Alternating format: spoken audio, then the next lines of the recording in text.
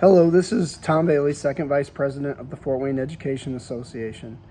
I am here to give members some information about the ISTA Day of Action on Monday, April 14th, 2025 at the State House. Before I begin, though, I would like to address some things that have been on my mind about this legislative session and the work that we do in Fort Wayne Community Schools. I have already attended 2 days of action for the Fort Wayne Education down at the Capitol in the session, and I have lobbied several times in my career as a teacher and a union representative. I was also there in November of 2019 when we had Red for Ed. We teachers across the state had gone down to the state capitol en masse and demanded that we get treated with dignity and support, that our jobs mattered, that the students we served deserved the best of us, and that we were professionals who were worthy of livable wages. We went down there and it was huge, and we got what we wanted. Governor Holcomb at that time understood what we were about and respected us. Maybe Mike Braun wasn't paying attention, or maybe he doesn't remember. Maybe it's time that we have our voices heard and we reteach the history lesson to both Mike Braun and the legislators. Consequently, I intend to go to the ISTA Day of Action on Monday, April 14th. It's already a huge event. School districts are already calling e-learning days because so many of their teachers are making the pilgrimage to the Capitol to have their voices heard. I am going to advocate for Fort Wayne Education Association members and for the community that we serve. I do this with some hesitation, though. To speak honestly, I have been teaching as if my job were on the line these last 3 years at Portage. Our teachers and our staff have put so much skin in the game to be a great school, and we stand at the precipice of really doing something great, and it will reflect in our iLearn scores. Yet, the proximity between this day of action and our culminating testing event next week, the iLearn, is not ideal. I'm not telling anybody that they should or should not attend because I do not want any hardships for Fort Wayne Community Schools or any FWCS school or disruption or anything with regard to iLearn testing. But the day is Monday. If you decide to go because you have a personal day, you should tell your principal sooner rather than later. Nevertheless, Maddie and I will be out there in the Capitol doing our best to represent you. The Fort Wayne Education leadership appreciate all of the work that you have put into this school year and into this profession. We will vehemently advocate for you. Feel free to join us too. Some districts, like I said earlier, are now closed because so many teachers have taken their personal day to go and have their voices heard. If you are not able to come, please wear Red for Ed on Monday, April 14th to show your support. So here's our plain message. First, we're thankful of some things because there are some good things that have happened in the legislative session. We are thankful for some of the changes that came to House Bill 1001 through Senate appropriations. Specifically, we are grateful that language was removed that would make vouchers universal. Because Indiana is such a low tax state, there could never be enough funds to warrant providing public school subsidies to the wealthy private schools for people that can already afford it.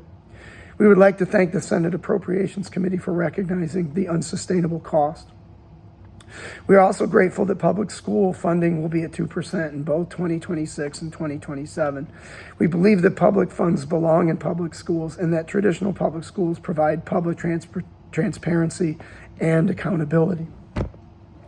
However, we still have grave concerns about Senate Bill 1 and the budget in general. First, as the budgets now stand in either version, Fort Wayne Community Schools and other Allen County school districts stand to lose millions of dollars over the next few years in funding for so-called property tax relief. This would greatly negatively impact funding for school districts and municipalities. Leaders in both small and large cities are bracing for the fact that they will have to increase local income taxes to offset the large losses. So much so that even if someone gained $300 in property tax relief, they would ultimately pay more taxes due to the increase in local income taxes just to keep the services they have, if that is financially even possible. Yet when it comes to Fort Wayne Community Schools, the district stands to lose just over $3 million in 2026, $3 million more in 2027, and $6.8 million in 2028. Many of you teachers live in the adjacent suburban districts, and the bloodbath in this budget will have far-reaching consequences for those districts as well. Southwest Allen County Schools will lose $1.6 million in 2026, just under $2 million in 2027, and $3.8 million in 2028. Northwest Allen County Schools will lose just under $2 million in 2026, $1.9 million in 2027, and $2.6 million in 2028. East Allen Schools stands to lose $1.8 million each in 2026 and 2027, and then $2.7 million more in 2028. So it is worth advocating for public schools because this will affect all students from public schools all over Allen County. Think of the impact this will have on all of these districts: the long-term planning, the maintenance of buildings, the expansions of schools to accommodate for rising enrollments, or just something as simple as keeping the lights on. This will have a painful impact, which is why we need to advocate for this cause. Secondly, the bill still provides the requirement that traditional public schools would have to share tax revenue with charter schools in the same areas. This is especially atrocious given the ignominiously poor track record of charter schools, especially in Allen County, not to mention the secrecy and lack of transparency with which charter schools operate. Here it's important to mention that traditional public schools have to operate through the Open Meetings Act, and that school boards and school corporations are required to have public meetings, elections, and public disclosure of the financial data of the district. In essence, there's clear accountability to the public that the school district serves. Conversely, charter schools are under no such scrutiny and can do whatever they want behind closed doors, and in most cases, leaders of charter schools can pocket the money that they take from taxpayers with little to no oversight, and oftentimes take that money out of state. In other words, the prevalence of fraud and waste is much easier to gain in a charter school. In Fort Wayne, one only needs to look back on the recent history of charter schools and their failures and frauds to see that this is a failed experiment. Moreover, charter schools have been and always will be an experiment that was put forth by the state of Indiana. There was no huge public outcry or demand for any of these. It has always just been an experiment by the legislators in the state of Indiana, a failed experiment no less. But it is their experiment, and they should sort out the costs without stealing from traditional public schools to do it. Hence, this is what we are speaking against in the protest when we do the day of action on Monday. Lastly, there is part of the Senate bill that essentially closes a public school district with little or no reason to justify its closure other than it is a smaller district. The legislators are not reasoning that the schools are underachieving or failing.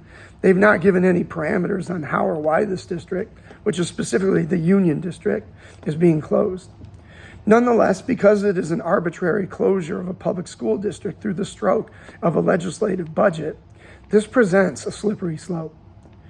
Who is to say that they could not line item close other public school districts if we allow this one to stand? This is bad, and it's a bad part of the Senate bill, and it needs redress. Now, these are not all of the issues that we have with how things stand at this point. These are just a handful of the huge, grave concerns that we have in this budget. And if we do not act now and force some positive changes, we stand to see students, communities, schools, and educators suffering in the next 3 years. So take the time to look into the event. There will be an email sent out to union members about how to sign up if you want to do. Once again, please talk to your principal sooner rather than later if you're interested in going. But just know that Fort Wayne Education Association leadership will be represented there. But you are more than welcome to join us in the Capitol. Thank you for your time.